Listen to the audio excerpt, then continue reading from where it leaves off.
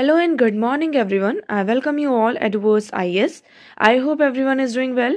So today is 9 January 2024 and we are going to discuss important news and articles from The Hindu newspaper. So let's see what important news we got today to discuss. But before starting the video, for PDF join Telegram channel Eduverse IS. Link आपको description box में provided है. Make sure video को and तक देखें so that सारी important news आपकी यहाँ पर कवर हो. तो चलिए स्टार्ट करते हैं और देखते हैं आज हमें क्या क्या डिस्कस करना है. Now first article, India Maldives discuss spat Israel steps into controversy.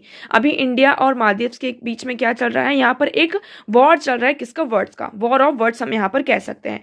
तो इसमें एक्चुअली हुआ ये था, आप सभी को यहाँ पर बहुत ही अच्छे से पता होगा कि मालदीव के कुछ यहाँ पे जो ऑफिसर्स थे उन्होंने इंडिया के ऊपर कुछ ऐसे रिमार्क्स यहाँ पर दिए जो कि बहुत ही ज़्यादा रिस्पेक्टफुल थे इंडिया के लिए भी और प्राइम मिनिस्टर नरेंद्र मोदी जी के लिए. तो इंडिया के लिए और इंडियन प्राइम मिनिस्टर के लिए ऐसे यहाँ पर डिसरिस्पेक्टफुल वर्ड्स का यूज़ करना, जिसके चलते उन्हें वहाँ पर सस्पेंड भी किया गया है. अब ये जो कंट्रोवर्सी अभी चल रही है इसी में हम बात करते हैं इजराइल की. तो इजराइल अभी यहाँ पर जो इजराइल की एम्बेसी है उन्होंने यहाँ पर क्या किया, जो लक्षद्वीप के फोटोग्राफ्स है उसको सोशल मीडिया पे यहाँ पर पोस्ट किया. वो पहले के कुछ फोटोग्राफ्स है बट उन्होंने अभी ये जो पूरा चल रहा है इशू उसके चलते यहाँ पे उन्होंने क्या किया है, फोटोज को पोस्ट किया है. अब यहाँ पे बातचीत चल रही है कि ऐसा नहीं करना चाहिए. Okay, so in the meanwhile in a apparent response to the remark from Maldives Deputy Minister for Youth Affairs Mariam Siwa, who has mentioned Israel's ties with India in her now deleted social media post. The Israeli embassy here has waded into the controversy and come out praising the tourism potential of Lakshadweep. तो यहाँ पे Israel की जो embassy है उन्होंने लक्षद्वीप का जो tourism potential है उसको यहाँ पे प्रेस किया है. अब देखिए हम बात करते मेरे लिए यहाँ पर इशू ये आ गया है कि जो हम टूरिज्म की बात करते हैं इसी के चलते ये जो पूरा इशू चल रहा था. तो यहाँ पर 5000 से भी ज़्यादा लोगों ने क्या किया है, मालदीव्स की जो ट्रिप्स थी उसको यहाँ पर कैंसिल किया. और यहाँ पर 10,000 से भी ज़्यादा लोगों ने जो होटल्स बुकिंग की थी मालदीव्स में उसको कैंसिल किया. इसके चलते वहाँ का जो होटल मार्केट आप कह सकते हैं, जो मार्केट है उसमें बहुत ज़्यादा आपको ड्रॉप डाउन देखने को मिला होगा. कहाँ? मालदीव्स में. तो अभी देखिए ये पूरा इशू चल रहा है. फर्दर हम देखते हैं ये कहाँ आगे बढ़ता है. ओके, चलिए आगे मूव करते हैं और हम डिस्कस करते हैं अब हमारे कुछ क्वेश्चन. तो आज का हमारा पहला क्वेश्चन है, consider the following statements. First statement is a bill on a concurrent subject can be or need to be sent to the president or for assent only if it contains a provisional repugnant to an existing central law. आपके यहाँ पर 3 subject होते हैं. पहला होता है आपका union list होती है ना. दूसरा होता है आपका स्टेट लिस्ट और थर्ड होती है आपकी कंकरेंट लिस्ट. यहाँ पर जो कंकरेंट लिस्ट में सब्जेक्ट्स होते हैं इसमें ये कहा जा रहा है कि अगर स्टेट ने क्या किया, इस पर कोई भी लॉ बनाया है ना. कंकरेंट लिस्ट में एक्चुअली ये होता है कि स्टेट और सेंटर दोनों यहाँ पर लॉ बना सकती है. तो अगर स्टेट गवर्नमेंट ने कोई भी कंकरेंट लिस्ट में लॉ बनाया उसमें जो भी सब्जेक्ट है तो उसको क्या करना होगा, यहाँ पर प्रेसिडेंट के एसेंट के लिए भेजना होगा. क्योंकि हमें ये देखना होगा कि वो जो प्रोविजन यहाँ पर है, जो हमारे एग्जिस्टेंस लॉ है, जो हमारे एग्जिस्टिंग लॉज हैं उनको ये रिपग्नेंट तो नहीं कर रहा है, उनके अगेंस्ट में तो नहीं है. तो क्या ये स्टेटमेंट आपका करेक्ट हो जाता है. सेकंड स्टेटमेंट की बात करते हैं, the president has exclusive jurisdiction to scrutinise and give assent to bill exclusively on subject in the state list. इसमें ये कहा जा रहा है कि आपने अभी बात करी स्टेट लिस्ट की. So the president has exclusive jurisdiction. क्या प्रेसिडेंट के पास एक्सक्लूसिव ज्यूरिडिक्शन है कि वो क्या करे, यहाँ पर जो स्टेट सब्जेक्ट में आपका बिल लेकर आएगा. फॉर एग्जांपल स्टेट सब्जेक्ट है कोई भी और उसमें बिल आ गया और उस बिल पर हम ये प्रेसिडेंट के पास हमने क्या किया, उनको एक्सक्लूसिव पावर दे दी है कि आप उस बिल को क्या कर सकते हैं, स्क्रूटिनाइज कर सकते हैं और उसके बाद ही आप अपना क्या देंगे, यहाँ पे एसेंट देंगे. तो इसमें से कौन कौन सी स्टेटमेंट्स आपकी करेक्ट हैं, कौन से इनकरेक्ट हैं, आपको कॉमेंट सेक्शन में कॉमेंट करके बताना है. नाउ सेकंड क्वेश्चन की बात करते हैं, which of the following were advocated by Bhakti movement. ये आपका यहाँ पर स्टैटिक का पोर्शन है. तो हम यहाँ पर एक एक कुछ क्वेश्चन स्टैटिक्स के भी करते जाएंगे. तो क्वेश्चन क्या कह रहा है, विच of the following were advocated by the भक्ति मूवमेंट. यहाँ पर भक्ति मूवमेंट से क्या एडवोकेट हुआ है ये हमें बताना है. There is God in every human being. यहाँ पर हर एक ह्यूमन बींग में क्या है, इंसान है. Annihilation of the age old caste system. यहाँ पर ये कहा जा रहा है कि ये बहुत ही पुराना ये कास्ट सिस्टम चला आ रहा है, इसको अब हमें एनहिलेट करना होगा, मतलब कि अब हमें खत्म करना होगा. कॉन्सेप्चुअल इरिडेशन कि यहाँ पर हम क्या लेकर आए हैं, कॉन्सेप्चुअल इरुडेशन लेकर आए हैं। तो इसमें से कितने स्टेटमेंट्स आपके करेक्ट हैं, आपको ये नंबर ऑफ स्टेटमेंट्स यहाँ पर बताना है। तो दोनों क्वेश्चंस के आंसर यहाँ पर आपको देने हैं कमेंट सेक्शन में। वीडियो के एंड में दोनों क्वेश्चंस के आंसर आप लोगों को दिए जाएंगे, सो मेक श्योर वीडियो को एंड तक जरूर देखें। चलिए आगे बढ़ते हैं, नेक्स्ट मूव करते हैं। सो आज का हमारा पहला आर्टिकल है। देखिए इस आर्टिकल में बहुत ज़्यादा कुछ भी ऐसा इंपॉर्टेंट नहीं है, इसका मैं आपको ब्रीफ में 2 मिनट में आपको इसको एक्सप्लेन करके यहाँ पर खत्म करते हैं। इसमें क्या है, कर्ब the disillusionment with the traditional rule of law. यहाँ पर आप सभी को पता है हमारे कुछ न्यू लॉज आए हैं। कैसे कैसे लॉज आए, अगर हम लॉज की बात करते हैं सो कुछ हमारे ऐसे लॉज आए हैं जैसे कि फॉर एग्जांपल सेकंड 2 फेज में आपके यहाँ पे लॉज हैं। फर्स्ट फेज में अगर हम बात करते हैं so after the detail identification of the problematic laws in first phase, हमने आ रहा है यहाँ पे जो फर्स्ट फेज है उसमें हमने क्या किया है, जैसे कि जन विश्वास अमेंडमेंट ऑफ प्रोविजन एक्ट 2023 लेकर आए हैं, है ना। इसमें टोटल जो 42 सेंट्रल एक्ट्स थे उसको वेरी जनरस प्रोवाइड किया गया है। इंडियन पोस्ट ऑफिस एक्ट 1898 को यहाँ पर रिप्लेस किया है, railways act 1989 and the cinematography act 1952, इन तीनों को यहाँ पर रिप्लेस करके हम क्या लेकर आए हैं, जन विश्वास अमेंडमेंट ऑफ प्रोविजन एक्ट 2023। ये आपका पहला हुआ। ओके, नाउ सेकेंड हम बात करते हैं। यहाँ पर ये कहा जा रहा है कि Jan Vishwas act piloted by the ministry of commerce and industries primarily to achieve the objective to facilitate business activities in the statement of object and reason. तो उन्होंने कहा कि हम ये जन विश्वास जो एक्ट है इसको हम इसलिए लेकर आए हैं, इससे क्या होगा, जो हमारी बिजनेस एक्टिविटीज हैं उसको हम फैसिलिटेट कर पाएंगे और हम एक स्टेटमेंट रख पाएंगे ऑब्जेक्ट्स का और रीजन का। पहला ये हुआ। उसके साथ साथ यहाँ पर जो फियर ऑफ इम्प्रिजनमेंट है, जैसे कि हम कोई छोटा क्राइम करते हैं लेकिन उसके लिए जो सजा है वो बहुत ही ज्यादा बड़ी है। इसके कारण क्या होता है, जो हमारा इकोसिस्टम है, बिजनेस इकोसिस्टम है, उसकी जो ग्रोथ है वो हैम्पर होती है। तो इस तरीके का जो बर्डन है, जो प्रॉब्लम्स है, इन चीज़ों को जो आउटडेटेड यहाँ पे रूल्स और रेगुलेशंस ऑब्जेक्टिव आपके स्पेल आउट हैं ये हमारे पुराने लॉज में, इसको हमने क्या किया है, मॉडिफाई किया है। आई होप आपको इतना क्लियर होगा। पहले हमने फर्स्ट फेज में किसकी बात की, हमने जन विश्वास अमेंडमेंट ऑफ प्रोविजन एक्ट 2023 की। ओके, नाउ सेकंड फेज की बात करते हैं। सेकंड फेज में आपका आता है कॉलोनियल पीरियड, जिसमें आपके क्या आ जाते हैं, Indian penal code 1860, code of criminal procedure 1973 and evidence act 1872। इनको रिप्लेस करके आपका क्या है, भारतीय न्याय संहिता, भारतीय नागरिक सुरक्षा संहिता, और थर्ड वन इज भारतीय साक्ष्य बिल 2023। ये आपके बिल अब क्या बन चुके हैं, मतलब कि ये आपके पूरे पास हो चुके हैं पार्लियामेंट में। अब ये कहा जा रहा है कि इन बिल जितने भी आपकी एक्ट्स बिल्स मतलब अभी बिल हैं और जो अभी एक्ट बन चुके हैं, उसके बाद ये जो इंडियन पीनल लॉज को अगर हम देखते हैं तो ये क्या करता है, जो कॉलोनियल टाइम का एक लाइट है उसको शेड करता है, कॉलोनियल टाइम की जो लीगेसी है उसको यहाँ पर शेड करता है। लेकिन आज का जो टाइम है वो चेंज हो चुका है, हमारी जो थिंकिंग एबिलिटी है, हमारा जो टाइम है वो मॉडर्न फील्ड की तरफ हम आगे बढ़ रहे हैं। तो उस चीज़ को अपडेट करने के लिए हम यहाँ पर ये जो लॉज है उसको हमने क्या किया, मॉडिफाई किया और चेंज किया है। अब इसमें एक तरीके से ये कहा रही है कि देखिए लॉज एंड रूल्स एक तरीके से चेंज हो रहे हैं। So we all accept and agree about the integrity of the rule of law for a democratic development. Scholars have already identified and underscored the rule of law index as an essential component of national vision for the development in the विकसित Bharat journey. तो हमारे यहाँ पे जो विकसित Bharat journey है उसमें जो भी हमारे रूल ऑफ लॉ है, डेमोक्रेटिक जो डेवलपमेंट है, इसमें रूल ऑफ लॉ का बहुत ही इंपॉर्टेंट रोल आता है हमारे विकसित भारत की एक जर्नी में। उसके साथ साथ कई बार क्या होता है, जैसे कि हम बात करते हैं पुलिसिंग की बात करते हैं, हम पहले पुलिसिंग का यहाँ पर एग्जाम्पल दिया गया है, हम पुलिसिंग की बात करते हैं। जैसे उनके पास यहाँ पर क्या है कि कई बार क्या होता है, कुछ ऐसे केसेस आते हैं जहाँ पे वो बुलडोजर उनको चलाना पड़ता है ना, बहुत ज़्यादा इन्वेस्टिगेशन यहाँ पर करनी पड़ती है। यहाँ पर कई बार वो इंट्रोगेशन होता है, विटनेस होते हैं, अरेस्ट किया जाता है, सर्च सीज होता है क्राइम सीन्स पर, है ना, इनकाउंटर कई बार किया जाता है। तो जैसे कि इनकाउंटर जैसे जब केस आते हैं, बुलडोजर वाले जो केसेस आते हैं, सो इनसे क्या होता है, बहुत ज़्यादा जो एडमिनिस्ट्रेशन होता है उसको सपोर्ट करता है एंड अप्रिशिएट करता है। बट हमें भी इसको चेक करना होगा कि बहुत सारी यहाँ पर क्या हो सकती है, ग्रॉस एब्यूज़ ग्राउंड लेवल पर, मतलब कि बहुत ही बुरी तरीके से क्या होता है, आपका एब्यूज़ किया जाता है विक्टिम्स के साथ। तो इस चीज़ पर हमें डिबेट और डिस्कशन करना होगा, क्योंकि यहाँ पर कोई भी शॉर्टकट तरीका नहीं है। जो भी यहाँ पे स्टैब्लिश्ड रूल ऑफ लॉ है बाय द कॉन्स्टिट्यूशन, इसे हमें क्या करना होगा, एक्नॉलेज करना होगा। So since the average rule of law does not require going through a fix cycle और प्रोसेस, यहाँ पर जो हमारे रूल ऑफ लॉ है इसमें कोई भी आपकी फिक्स साइकिल नहीं है प्रोसेस की, है ना। जो पहला एक्शन आता है कि हमारा खुद का आता है कि दैट इज इनकाउंटर किलिंग और destruction of property bye bulldozer में कंस्टिट्यूट अ फाइनल सैंक्शन और पनिशमेंट। तो जैसे कि हम किसी का इनकाउंटर कर रहे हैं, पुलिस अगर किसी का इनकाउंटर करती है या फिर किसी भी प्रॉपर्टी का जो डिस्ट्रक्शन किया जाता है, बुलडोजर यहाँ पर चलाया जाता है, तो ये आपका जो फाइनल पनिशमेंट होना चाहिए, final section of final punishment की तरह इसको यहाँ पर लेकर आना चाहिए, है ना। So through the average rule of law deliver quick and realistic justice, it is a crude and makes justice a matter of chance. तो ये क्या है, बहुत ही आपका क्रूड आपका रिएक्शन हो जाता है और जिसमें हम किसकी बात करते हैं, जस्टिस की यहाँ पर डिमांड करते हैं। सो आई होप आपको यहाँ पर ये आर्टिकल क्लियर होगा। तो एक तरीके से ये कहा जा रहा है कि ये जो हमारा रूल ऑफ लॉ का ट्रेडिशन है, धीरे धीरे इसमें डिसइल्यूजमेंट हमें दिखाई दे रहा है, इसको हमें कर्व करने की कोशिश करनी होगी, क्योंकि हमारे रूल ऑफ लॉ में कहीं पर भी ये नहीं लिखा है कि आप कोई भी सामने पर्सन आ रहा है तो उसका इनकाउंटर कर दें, है ना। तो ये सारी चीज़ों पर हमें क्या करना होगा, ध्यान देना होगा। नेक्स्ट हम मूव करते हैं, next article is an ambitious push for value ethics and higher education.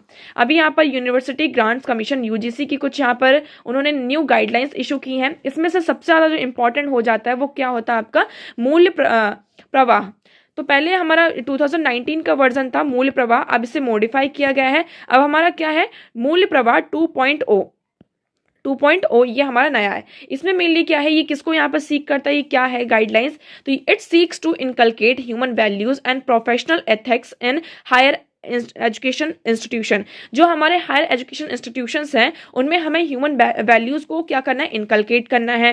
The stated intention is to build value based institution. हमारा मेन यहाँ पर मोटिव ये है कि हमें एक वैल्यू बेस्ड इंस्टीट्यूशन को यहाँ पर ओरिएंटेट करना है और हमें उन्हें क्या करना है, एस्टैब्लिश करना है। जिसके साथ साथ यहाँ पर हमारा जो फंडामेंटल ड्यूटीज है इसकी डीप रिस्पेक्ट होनी चाहिए। उसके साथ साथ जो कॉन्स्टिट्यूशनल वैल्यूज और बॉन्डिंग है कंट्री के बीच में, इसका भी यहाँ पर क्या होना चाहिए, रिस्पेक्ट होना चाहिए।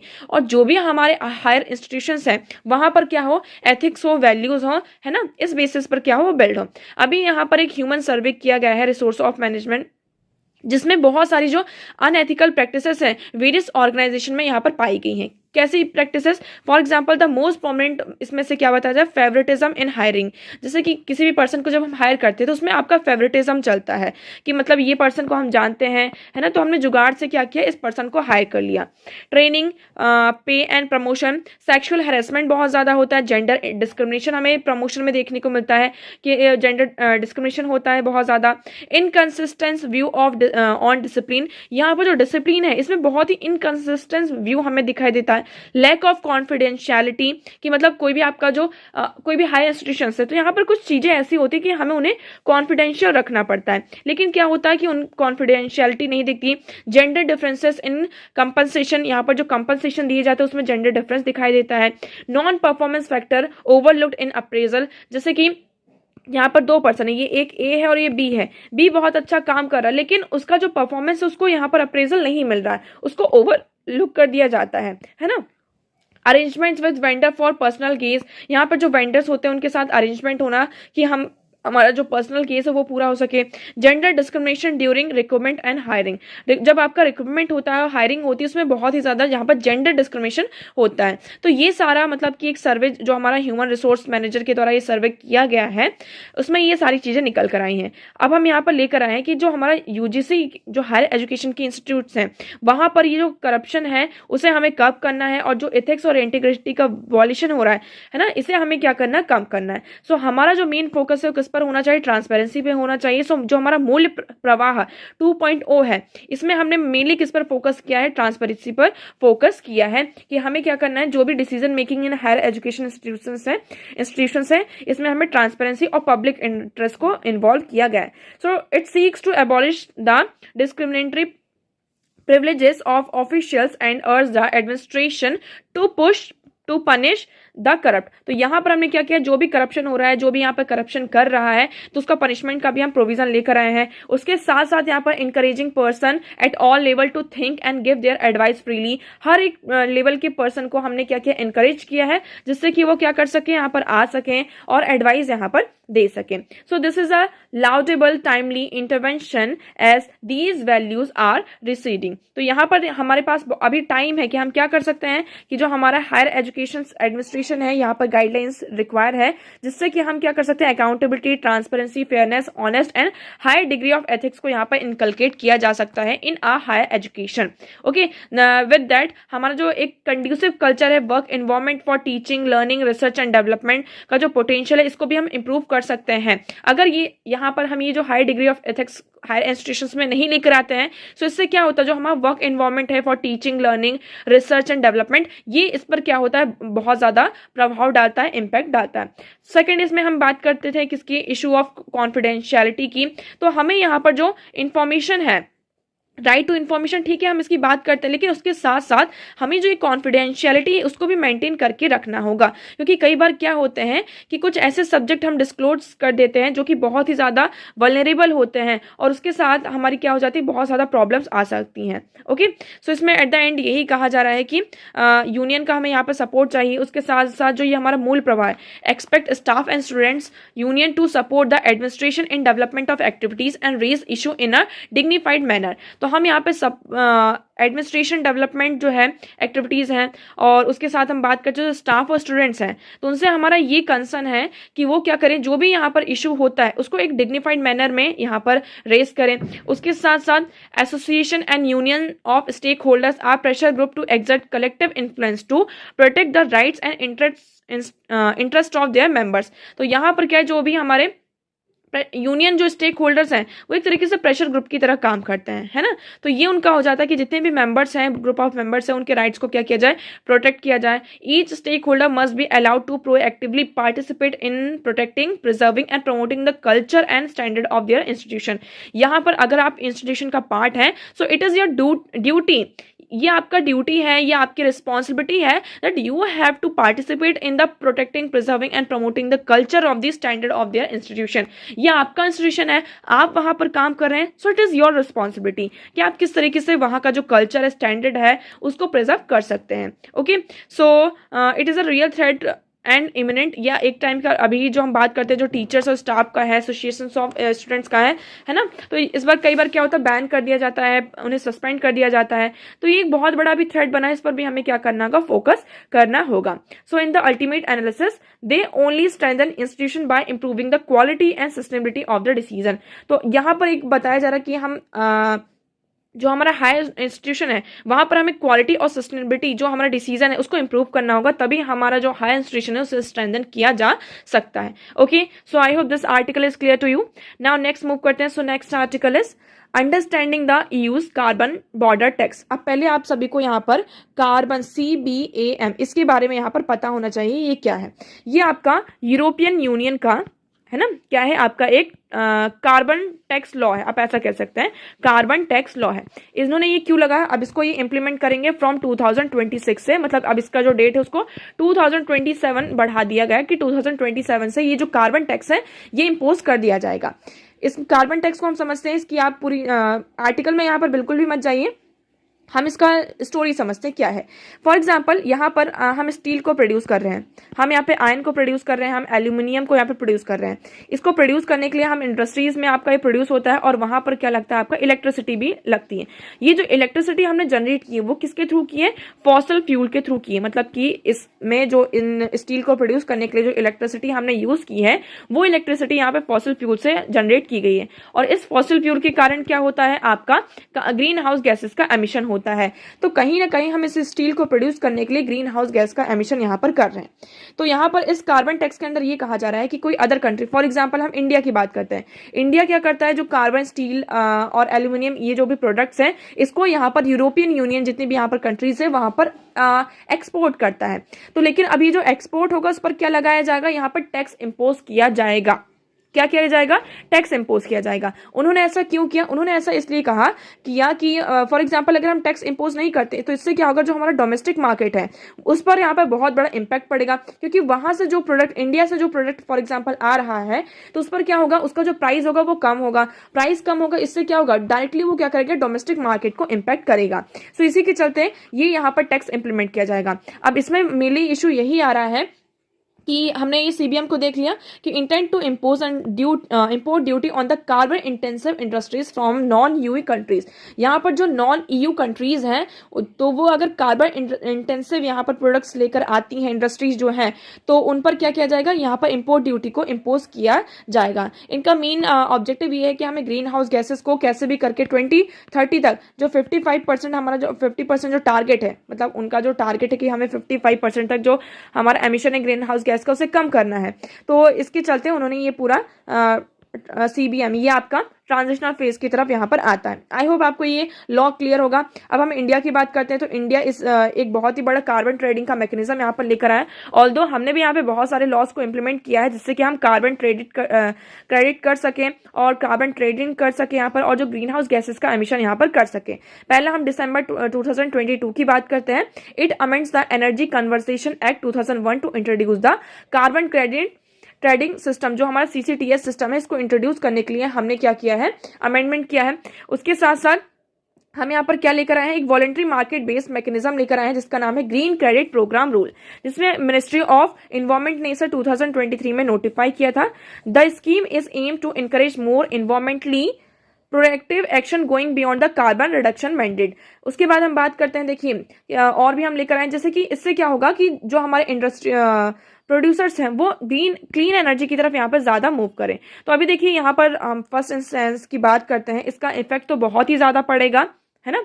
हम बात करें जो हमारा CBAM EU का ये जो एक्ट है, बिल हम कह सकते हैं, जो टैक्स लॉ है, इसके बहुत बड़ा इम्पैक्ट है। As per the global trade research initiative report in 27% of the India's export of iron, steel and aluminum product worth 8.2 billion went to EU। तो अब यहाँ पर देखिए हमारा जो 27% जो एक्सपोर्ट होता है इन सब आइटम्स का वो EU में होता है। तो इसमें हमारा ये बहुत बड़ा मतलब कि इम्पैक्ट पड़ने वाला है। ऑल्दो हम यहाँ पे अदर ऑप्शंस यहाँ पर देख रहे हैं जिससे कि हम क्या कर सकें, फर्दर ये जो हमारा लॉस हो रहा है इसको हम इनकलकेट कर सकें, मतलब इसको कम कर सकें। I hope this one is clear to you. Next one is हम बात करते हैं exploring India diverse culture heritage through GI tags. अब हम GI टैक्स के थ्रू क्या कर रहे हैं, इंडिया का जो डाइवर्स कल्चर और हेरिटेज है उसको यहाँ पर एक्सप्लोर किया जा रहा है। अब देखिए इस आर्टिकल में यहाँ पर कुछ भी नहीं है, अभी यहाँ पर ये कहा जा रहा है कि हम थर्सडे की बात करते हैं। थर्सडे को यहाँ पर 17 प्रोडक्ट्स को across 6 states and union territories उन्हें यहाँ पर GI टैग दिया गया है। अब ये GI टैग क्या है इसके बारे में हम थोड़ा सा पढ़ते हैं, यह हमारे लिए इंपॉर्टेंट है। GI टैग क्या है आपका? So, a geographical indication is a name or sign used on product which correspond to the specific geographical location और origin। फॉर एग्जाम्पल अगर आप यहाँ पर MP में रहने वाले हैं, MP में आप फॉर एग्जाम्पल हम बात करते हैं इंदौर के रहने वाले हैं, इंदौर में वहाँ पर कोई ऐसा हैंडक्राफ्ट का मटेरियल है या फिर वहाँ पर कोई ऐसी एक पेंटिंग है या फिर वहाँ का कोई ऐसा फ्रूट है, कोई एग्रीकल्चरल प्रोडक्ट है जो कि बहुत ही ज़्यादा यूनिक है और वो सिर्फ वहीं पाया जाता है और कहीं नहीं पाया जाता है, तो हमने क्या कर दिया, उसको GI टैग दे दिया। इससे क्या हो गया, उसको टैग मिल गया कि अगर वो पर्टिकुलर, फॉर एग्जांपल हम बनारसी साड़ी की बात करते हैं, जो हमारी बनारसी साड़ी होती हैं तो उसको GI टैग मिला हुआ है कि ये किसकी यहाँ पर पहचान हो गई, बनारस की यहाँ पर पहचान हो गई कि बनारसी साड़ी वहाँ पर दी जाती हैं।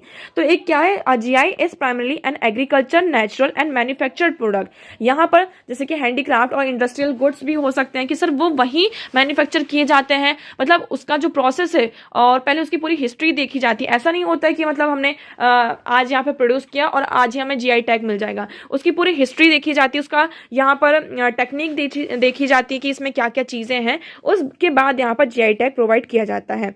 सिक्योरिटी की बात करते हैं तो once GI tag protection is granted no other producer can misuse the name of market similar products. तो इससे क्या होगा, जो दूसरा मार्केट है उसका मिसयूज नहीं कर पाएगा, उसमें एक ऑथेंटिसिटी उस प्रोडक्ट को मिल जाती है। अब हम बात करते हैं जो GI है इसको यहाँ पर रजिस्टर कौन करता है, so any association or person, producer, organization or authority established by or under the law can be registered priority. Their name should be entered in the register of geographical indication as a registered priority for the geographical indication applied for. तो यहाँ पे कोई भी person apply कर सकता है अगर उसको लगता है कि उसका ये जो प्रोडक्ट है बहुत ही ज़्यादा यूनिक है और बहुत ही मतलब कि अगर हिस्ट्री उठाकर देखें तब से यहाँ पर है तो वो क्या कर सकता है, अप्लाई कर सकता है। अब यहाँ पर ये कितने सालों के लिए वैलिड रहता है, तो अगर हम देखते हैं जो रजिस्ट्रेशन होता है GI का वो 10 ईयर्स के लिए यहाँ पे वैलिड होता है, लेकिन आप उसको फर्दर 10 ईयर के लिए यहाँ पर क्या कर सकते हैं, रिन्यू करवाया जा सकता है। इंडिया की बात करते हैं, इंडिया में जो GI रजिस्ट्रेशन एडमिनिस्ट्रेट होता है किसके द्वारा, geographical indication of goods registration and protection act 1993 के होता है, which came into force which effect from सितंबर 2003. The first product in India to be accorded with GI tag was Darjeeling tea in the year 2004 and 5. अब यहाँ पर जो हमारा first product था जिसको जीआई टैग दिया गया था वो कौन सी थी, आपकी दार्जिलिंग टी थी इन 2004 एंड 5. सो आई होप आपको जीआई टैग ये पूरा क्लियर होगा. नाउ नेक्स्ट मूव करते हैं. So next article is PM suggests roll out of 3 new criminal laws in UTs by year end. अब यहाँ पर जो हमारे 3 जो न्यू क्रिमिनल बिल्स हैं, आप सभी को पता है, जो हमारा भारतीय न्याय संहिता की बात कर रहे हैं, है ना, भारतीय साक्ष्य संहिता, भारतीय नागरिक साक्ष्य संहिता. तो ये जितने भी हमारे बिल्स हैं इनको ये कहा जा रहा है कि ये साल 2024 का आपका जो दिसंबर आएगा तब से इन्हें हमें क्या करना होगा, रोल आउट करना होगा. तो यहाँ पर जितने भी स्टेट्स हैं अकॉर्डिंग टू देयर कन्वीनियंस वो क्या कर सकते हैं, स्टार्ट कर सकते हैं अपना जो पूरा डेटा है उसको थेफ्ट करके. उनके पास ये चांस दिया गया है कि वो क्या कर सकते हैं कि जो भी ये आपके बिल्स हैं उसको यहाँ पे रोल आउट किया जाए.